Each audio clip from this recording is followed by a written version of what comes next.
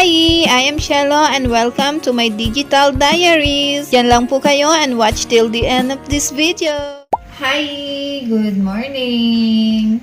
So, maghugas ako ng pinggan, guys.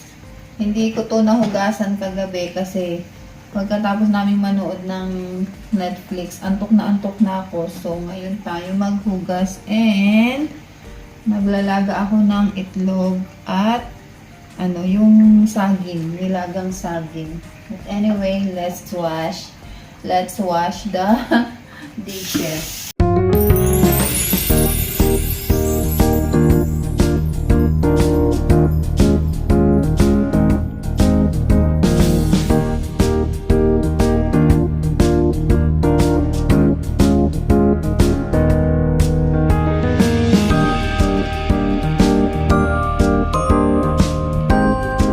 Guys, malinis na ang kusina. Ang lababo natin. Malinis na.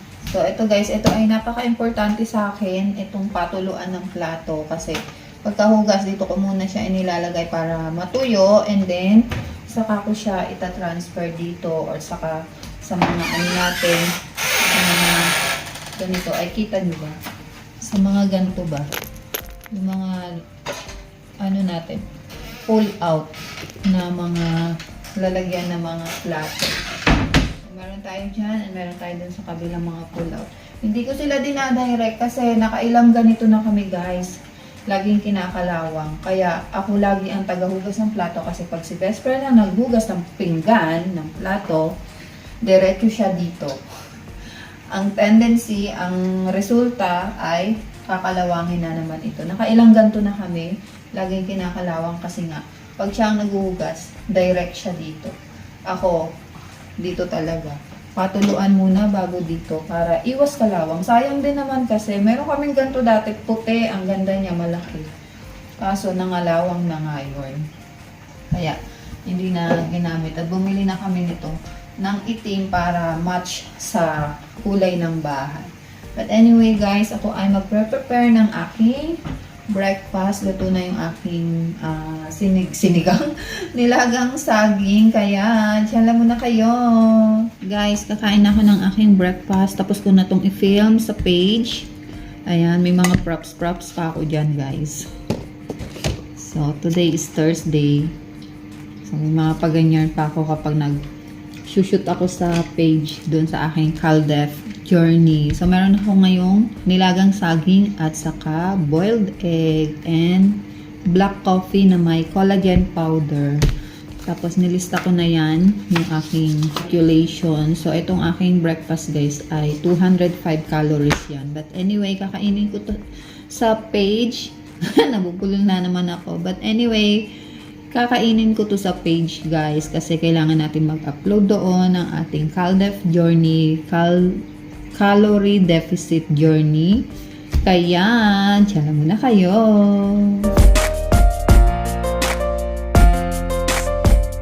So guys, ligpit muna ako ng aming hinigaan. Hindi pa ako nakakapagligpit. Dito ako natulog ngayon, guys. Ay, ngayon, kagabi. Kasi alam nyo ba guys, kapag ninenervyos ako dun sa mga nangyayari, doon ako natutulog sa kusina. Kasi natatakot ako guys, kasi itong namin, kwarto, may isang pinto papuntang balcony. So lahat yun, salamin, papakita ko sa inyo mamaya kung ano itsura. So hindi ako komportableng matulog kapag lalo na sunod-sunod yung mga yung mga nangyayari. Praning ako. Ina-anxiety ako. Natutulog ako doon sa may kusina, naglalatag ako doon na kapal na comforter, tapos unan, kumot. Ito yung kumot ko. Kasi ito ginagamit to ni best friend. Dalawa ang kama dito sa kwarto guys. Pero hindi yun ginagamit. Lang yung ginagamit yun as a guest bed. Kapag halimbawa may pumunta dito or may family si best friend na matutulog dito. Halimbawa, nanay niya, tabi sila dito. Tapos ako doon ako sa kabilang kama. So, yun? Emergency bed. Emergency bed. Tapos eto, ginamit ko to nung natulog ako dun sa kusina. And ginamit ko din kagabi, panunood ng Netflix and chill. Ewan ko ba, napakalamig ngayon dito sa sa UAE guys. Ang lamig-lamig. Nagsunod-sunod din kasi what is this? Yung sama ng panahon. Sama ng panahon. Umulan ng malakas, humahangin. Ngayon humahangin pa rin. Oo, ganun talaga pag dito pag yung patapos na yung pag natapos na yung winter, mapapalitan siya ng malakas na hangin, ulan, ganun. Dati naman hindi umuulan dito sa sa UAE. Bakit ngayon umuulan na? Kaya sabik ang mga tao dito sa ulan kasi hindi madalas umulan dito sa UAE. Kaso pag umulan naman, sobra. Ang lamig-lamig. Ang lakas-lakas ng hangin. So, liquitin muna natin itong ating higaan kasi nga, kapag almusal na tayo't lahat, nakabuyang-yang pa to.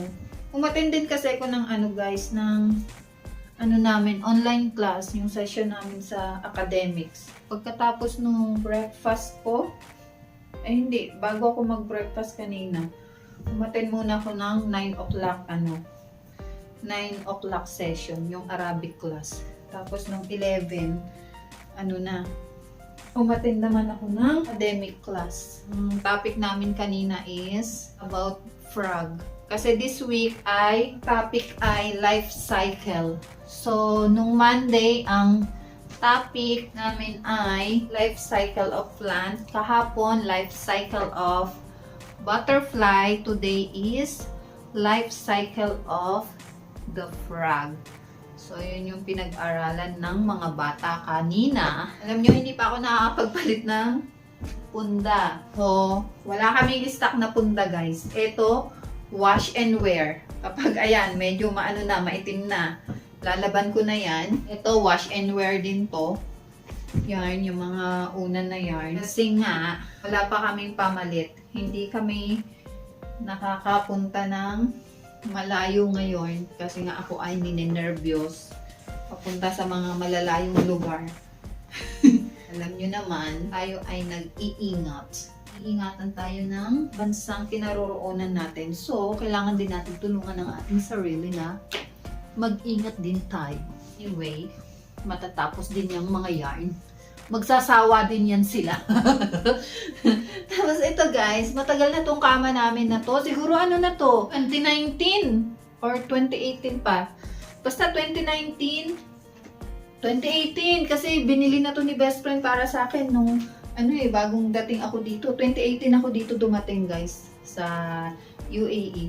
So ayan, nagtuklap-tuklap na to guys, pero yung yung frame niyan, maayos pa. Hello Kitty to kasi guys, dati ang bahay namin doon sa Discovery Garden. Okay, konting kwentuhan.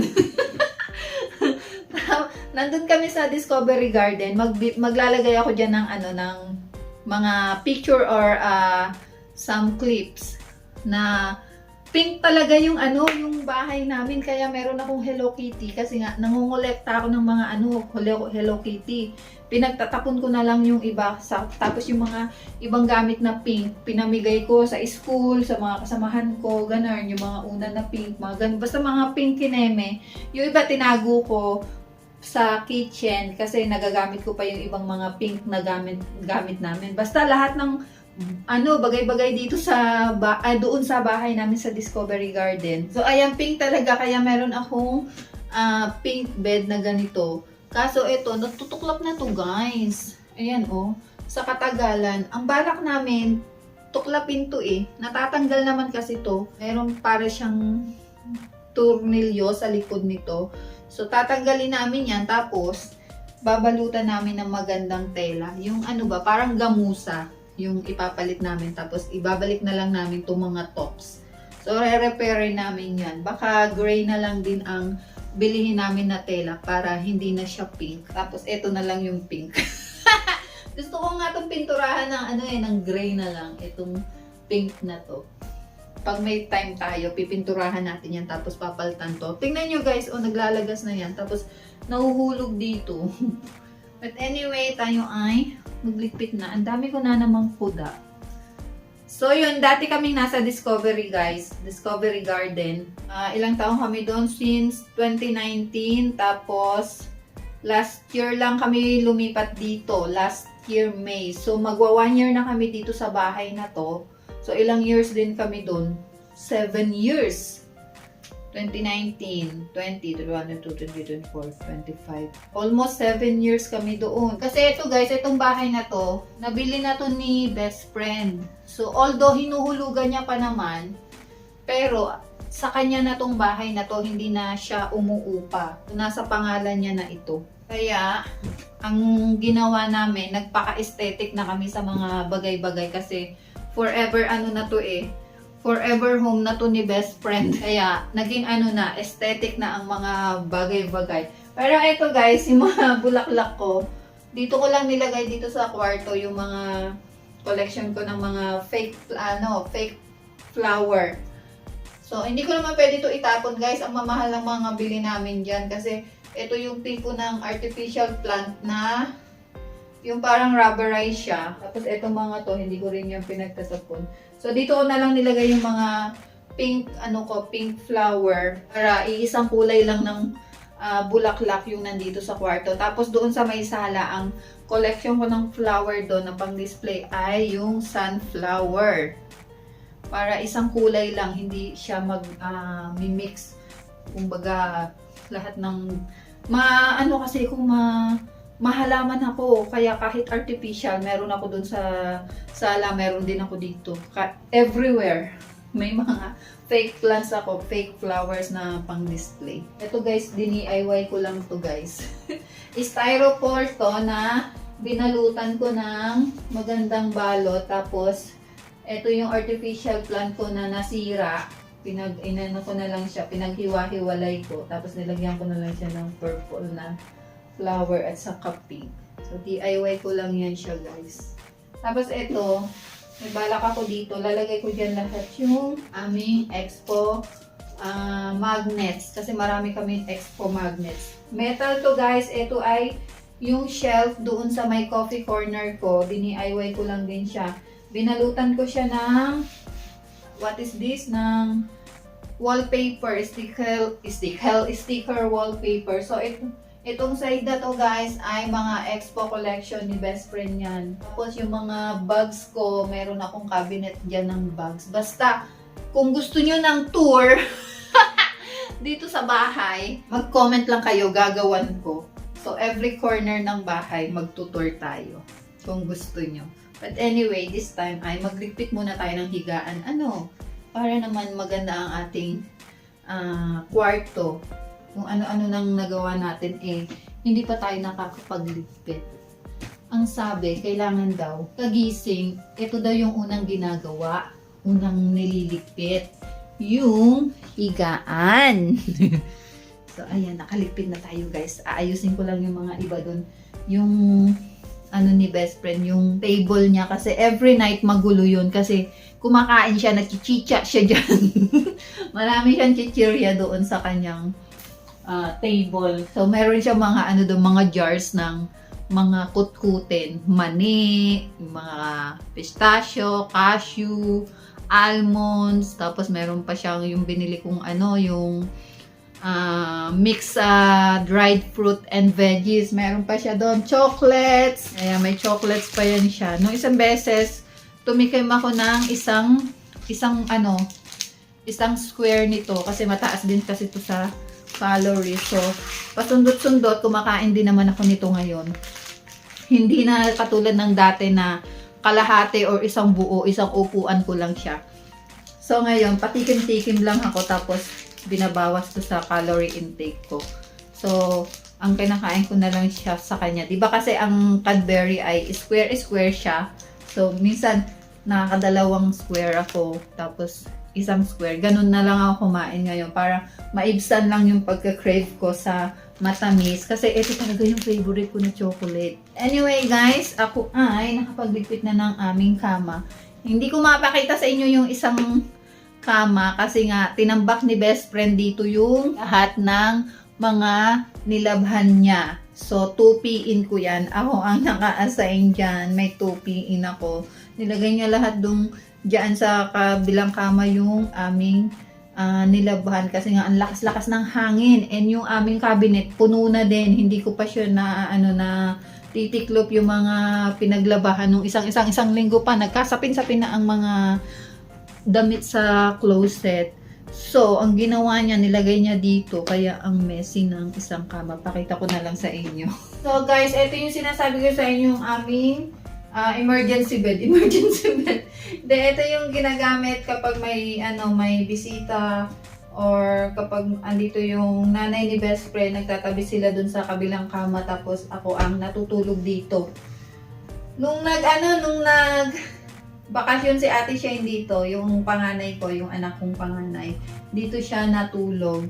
So yes, nagbakasyon na yung isa kong anak dito. December siya nagbakasyon dito, dito siya nag-Christmas, dito siya nag-New Year. Tapos January 4, lumipad na siya pabalik kasi nga nag-aaral pa yun guys, kaya hindi siya pwedeng mag-stay dito sa akin ng forever. Gusto kong tapusin niya muna yung kanyang pag-aaral. So, ito yung kanyang ginamit na bed. And si best friend, ayan, tinambak dito yung mga pinaglabahan namin, yung nilaban namin ng isang linggo. Kaya isang linggo na itong nandito. Wala pa akong time para tiklupin sila. So, ito yung isa nating bed na naiirita ako kapag nakikita ko. Kasi nga may tambak, ayoko ng ganyan. So, ito yung sinasabi ko sa inyo guys, kaya minsan doon ako sa kusina natutulog kasi na-anxiety ako, napapraning ako. Kasi, tingnan nyo naman, ito yung kama, ayan yung bintana, whatever happened, it's very near, diba? Kaya, minsan, doon ako natutulog kapag hindi ko talaga kaya na, yung kapraningan ko, doon ako natutulog. Nung isang araw, doon na naman ako natulog sa kusina. Si best friend, ayaw niya matulog doon. Trinay niya 2 times. Nung kasagsagan ng medyo fresh pa yung nila, yung mga alitan nila. Doon kami natulog sa kusina. Rinay niya naman, kaso siya nakakaawa. Kasi sanay si best friend humiga sa sa sahig. Kama talaga siya, at saka yung weight niya, 'di ba, mataba siya. Sabi niya, I cannot, sabi niya. Hindi siya sanay talaga. Tapos yung niya pa, yung katawan niya pa. So, nasasaktan siya. Kaya, kapag ako lang, pwede ako kasi laki naman ako sa Pilipinas, no? Hindi naman ako lumaki sa kama na, nahigaan. Sa sahig talaga kami natutulog, sa karton lang. Tapos, sasapinan lang namin ng kumot. So, yun yung higaan namin sa Pilipinas. Lumaki ako sa ganun. Kaya sanay ako sa sahig. So, sa akin, okay lang. Si best friend, dito talaga siya na natutulog. No choice siya. Ayaw niya naman matulog dun sa couch kasi maliit din naman. Gusto niya kasi nakakaikot-ikot siya. So, yun ang aking dahilan. Kaya minsan dun ako natutulog sa kusina kasi nga natatakot ako dito guys. Salamin siya. Tapos, tapos, pag nandun naman ako sa kusina, iniisip ko naman na nandito siya. Paano kung may pumasok, di ba? Ganun. Praning ako pag may mga ganyang sitwasyon. But anyway, ako ay nagugutom na guys. Ito ay baka sa susunod na mga araw na tiklupin, or kaya bukas pag sinipag ako. But anyway guys, ako ay magpe-prepare ng aking lalafangin for lunch. Kaya, dyan lang muna kayo. Hi guys, kain tayo. So, meron akong tilapia. Paksiw to. Ito yung pinaksiw ko kagahapon. Ito yung pinaksiw ko kahapon guys. Ayan. Tinimbang-timbang ko yan isa-isa. Tinimbang ko yung onion, yung talong, yung okra, tapos yung what is this? Tilapia, and then ating rice. So, 150 grams yan guys. So, hindi ko pa na-calculate to guys kasi ang gagawin ko ay kakainin ko muna siya, tapos titimbangin ko pa yung buto nito kasi kasama sa timbang yung buto, yung kinalculate ko yung calories. But anyway, kakain muna ako kasi ako ay nagugutom na, and kakainin ko to sa page. Kaya guys, dyan lang muna kayo.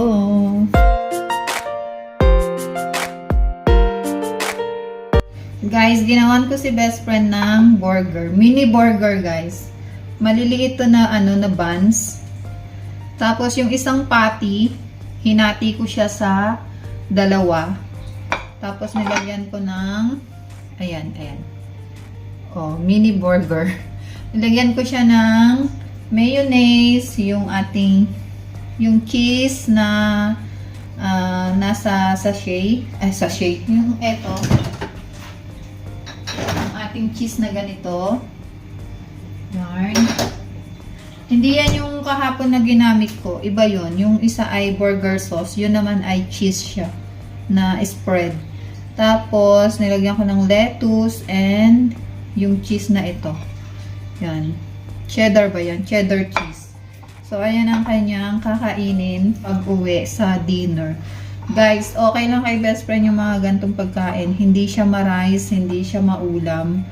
Mga ganyang pagkain, bet na bet niya. Pinirituhan ko din siya ng fries. So, ang out niya ay alas 5, 4:30 na.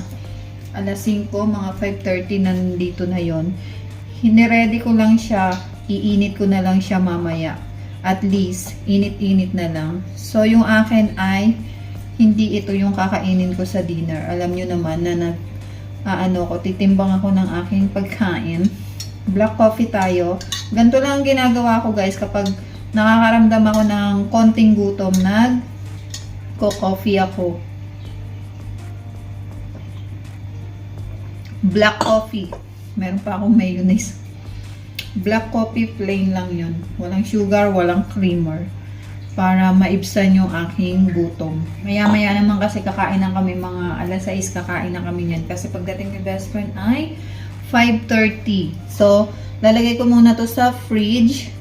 Tapos, iinit ko na lang to mamaya sa microwave. Ayan. Ang cute ng pagkagawa ko guys. Nakukutan ako. Tapos, ayan ang ating french fries. Ano to? Waffle fries. Masarap to guys kaso hindi na ako masyado nagkakain ng ganyan. Kasi nga, nagda-diet tayo. Saka na tayo magkakain ng ganyan pag na-reach na natin yung goal natin na weight. And, ginawan ko rin ng sauce si best friend para sa french fries. Gustong gusto niya to guys. Mayonnaise, ketchup, and sriracha. Pinaghahalo ko lang yan. Tapos, yeah, may dip na siya. But anyway guys, ako ay may gagawin. Magmamarinate ako ng chicken para bukas. Gusto kong mag-inasal. Yung inasal flavor na chicken. Imamarinate ko na siya today para bukas. Ayan yung kakainin namin ni best friend sa dinner. So, imamarinate ko muna yung ating chicken. Kaya, tsaka muna kayo. Guys, kain tayo ng dinner. Dinner to guys, pero maliwanag pa, diba? Alas 6 na guys, ganito dito sa UAE. Lalo na pag yung summer na talaga, ang alas 7 dito ay may araw pa. Pero alas 6 na. Meron pang liwanag. Sobrang liwanag guys, parang kukunin na ako ni Lord. Charot. Akin, ginisang ampalaya and salmon and rice. Yan ang ating dinner for today. Tinimbang ko na to guys. And ano pa nga ba? Kakainin natin to sa page. Kaya dyan lang muna kayo. Hi guys! Magluluto tayo ng adobo. Ako lang pala. Anong tayo? Ikaw lang, Shelo, ang magluluto. So, gabi na guys. Magte-10 na. Mag-aalas 10 na ng gabi. And, hindi pa ako inaatake ng antok. At saka mag-e-edit pa ako pagkatapos nito. Lutuin ko na to ngayon kasi walang babaunin si best friend na ulam. I mean, walang pagkain sa fridge na pwede niyang kainin sa work. Kaya, mag-aadobo ako. So, simpleng adobo lang. Ayan. Sama-sama na yan, tapos pakukuluan. Gusto naman to ni best friend guys. Nakain naman siya ng ibang Filipino foods. Nakain siya ng adobo, ng sinigang. Sinigang hindi masyado. Ang kinakain niya sa sinigang ay sabaw lang. So, nilagyan ko na ng toyo, suka, bawang. Kailangan ko ng paminta. Pamintang durog na lang yung lalagay ko. Masyadong maliwanag yung ilaw natin. Pamintang durog. Pero dapat may pamintang buo, diba? Lagyan natin ng pamintang buo.